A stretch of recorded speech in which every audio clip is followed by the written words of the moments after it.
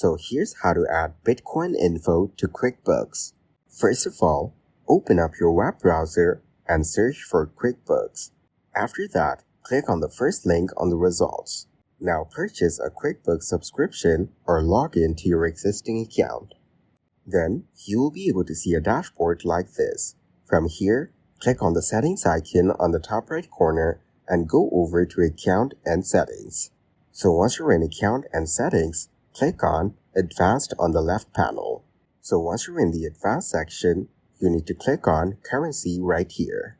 So from this section, click on the drop-down list and scroll through to find BTC. You can see a lot of currencies available. They have almost all the country's currencies that you can choose from, but for this video, we need Bitcoin. So, if you scroll down to the bottom, you can see BTC or Bitcoin available right here. Just select it and click on Save.